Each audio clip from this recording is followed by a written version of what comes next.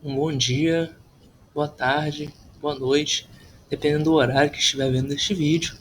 Meu nome é Gabriel Lecoque e nós estamos trabalhando um conteúdo de filosofia. É a nossa quinta aula de filosofia e, como combinado, hoje nós vamos tratar do assunto filosofia cristã medieval.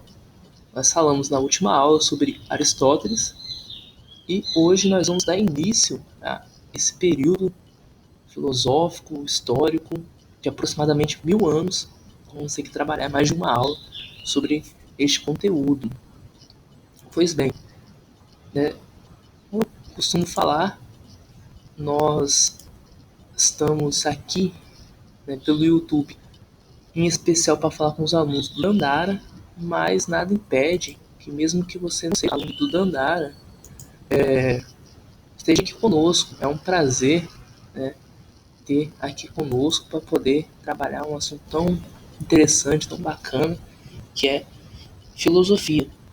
Né? A última aula nós falamos de Aristóteles, falamos também que é um conteúdo bem amplo, ele escreveu bastante e vamos citar em algumas vezes sobre Aristóteles.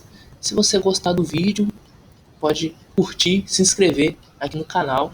Além de filosofia, nós também tratamos assuntos de educação financeira e estudo orientado.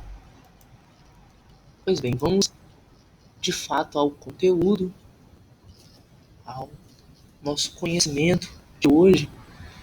É medieval patrística.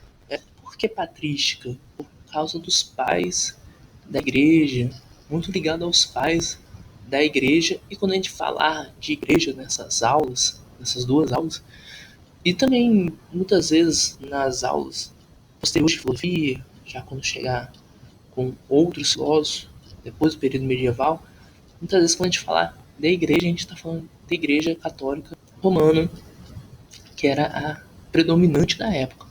Patrística devido aos pais da igreja, em especial a igreja católica romana, que é Paulo e Pedro, ou Pedro e Paulo. Nós temos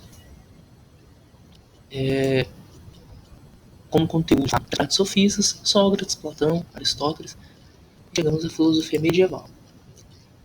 A filosofia cristã vai do século I até o século XIV, aproximadamente, que é o período medieval, o período em que tem um problema central, que é a conciliação entre a razão humana e a revelação divina. Então, até onde vai a razão humana? Até onde é a revelação divina? Eles podem se encaixar? Sim, não. Por quê? A gente vai ter alguns filósofos que vão tratar deste assunto. A filosofia patrística tem o principal nome, Santo Agostinho, deixou uma solução para essa dúvida, que é a razão e a fé, e escreveu também sobre história universal. Depois nós temos a filosofia escolástica, que vai ser o nosso assunto, onde o principal nome é São Tomás de Aquino. Mas a gente, numa próxima aula, a gente vai comentar sobre este outro período. A filosofia patrística vai do século I até o quinto século, tem alguns nomes principais. A gente vai dar uma olhada, né, o que foi dito, né, por esses filósofos. Lembrando que aqui é bem resumido, a ideia é uma introdução sobre o assunto, um conhecimento geral, que é o principal para o Enem, que são os principais temas, os principais conhecimentos, a base que nós temos que ter para o Enem, que é o nosso objetivo principal aqui nas nossas aulas. A gente vai vendo um pouquinho sobre cada um desses filósofos deste período. Primeiro, não em ordem de nascimento, aí, aproximadamente, é São Justino. São Justino ele vai fazer uma relação entre o Logos e a filosofia pagã. O que é o Logos? O Logos é o verbo encarnado, né?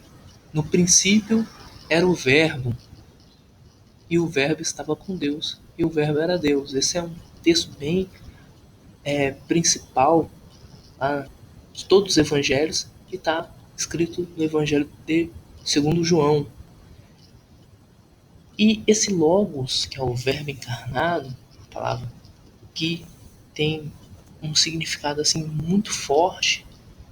E até onde vai essa parte divina, essa parte de sabedoria, e até onde divina, sabedoria divina, e vai a sabedoria humana, pagã, né, filosofia pagã, que estava em contato constantemente. Lembrando que a igreja católica surge no Império Romano, né? Tanto que é muitas vezes comentado, né, Igreja Apostólica Romana. E nesse período, né, o Império Romano, como em todo período do Império, da República Romana, havia contatos com vários povos que eles não eram cristãos. Então, até onde pode ter essa sabedoria, esse contato, sem prejudicar a fé, a conciliação entre a fé e a razão. Então, São Justino ele vai escrever sobre isso. Ele também vai falar, né, que o Logos ele é perfeito. Então, esse Logos a gente tem que ter muito cuidado quando a gente estiver retratando dele e juntando com filosofia pagã. Ele não vai deixar uma resposta exata, né, sobre deveria deixar totalmente de lado a filosofia pagã, mas ele vai escrever sobre essa relação. Tertuliano ele vai dizer que filósofo e fé cristã são diferentes. E ele já colocou uma posição bem forte. Ele que foi aproximadamente 155 depois de Cristo, ele vai dizer que não há concordância entre a razão humana e a revelação divina. Não tem como ficar junto, porque a razão humana ela é o erro, ela é corrompida, enquanto a revelação divina é perfeita, é que purifica e que salva. Então não tem como colocar as duas juntas, são diferentes. Uma coisa importante também a gente falar, que influenciava muito a filosofia da época, são os estoicos e os epicureus. Eles não são desse período, eles já têm uma influência antes, alguns anos antes. É comentado até no livro de Atos sobre essas duas partes, né, que entravam em conflitos dentro da filosofia, esses dois conceitos, podemos dizer. E os primeiros, né, os estoicos, eles são discípulos de Zenão. E este filósofo, né, essa seita de filósofos, eles vão tratar como importante na vida, uma vida que deve ser vivida pelos gregos e todas as pessoas que buscam não ser perfeitos, negar a si mesmo. A gente tem uma infinita bondade e até uma infinita sabedoria, mas nós não somos perfeitos, então nós devemos negar a si mesmo e até, se for necessário, né, se torturar e ser feliz nesse meio, nesse período de tortura. A felicidade ela vem nesse meio. Então, se negando, se torturando, era o que eles pensavam. Já os segundos, os epicureus, são discípulos de Epicuro, que era um mestre em Atenas, e ele pensava que os seres divinos não conversavam com os humanos, diferente de os estoicos, que acreditavam que nós tínhamos, né, uma relação com o eterno. Já os epicureus eles acreditavam que existia até os seres eternos, mas eles não tinham uma relação com os humanos, não conversavam com os humanos, e que nós não deveríamos pensar em tortura, mas sim nos prazeres desta vida. Então, é em meio a esses conceitos filosóficos vai também tendo a construção da filosofia cristã, e isso é importante fazer esse comentário. E nós chegamos ao filósofo mais importante deste período, que é Santo Agostinho, que é de 354 a 430 depois de Cristo. É um período no final do Império Romano e início da Alta Idade Média. A Idade Média é dividida em Alta e Baixa Idade Média. Né? Os primeiros aproximadamente 500 anos, né? 400 até 900, até 1000 depois de Cristo, é a Alta Idade Média, só aproximadamente, só para a gente ter uma noção de dados. Lembrando que aqui não é importante gravar nada, mas ter uma noção. O Santo Agostinho ele tinha uma preferência pelo platonismo, lembrando que Platão dizia que existia o campo das ideias, existia o mundo sensível e o mundo inteligível. O mundo sensível é onde nós vivemos e o mundo inteligível é lá do campo das ideias, onde tem coisas eternas, onde tudo é eterno, tudo é incorruptível, e no mundo sensível tudo é corruptível, mutável, passageiro. Mas antes de chegar, né, ao platonismo, o Santo Agostinho ele passa pelo maniqueísmo. O que é maniqueísmo? O que é isso? Ele vai comentar que existe um conflito cósmico entre a luz, o bem, e as sombras, as trevas, que é o mal. Um errinho, maniqueísmo, tá? Desculpa. Ele vai, né, entre esse conflito cósmico, que ele, primeiro, ele é onde ele tem as suas ideias, ele vai começando a formar a sua filosofia, e ele vai ser aquele que vai deixar uma solução para esse conflito entre razão e fé. O principal nome que deixou essa solução vai se basear numa frase, né, que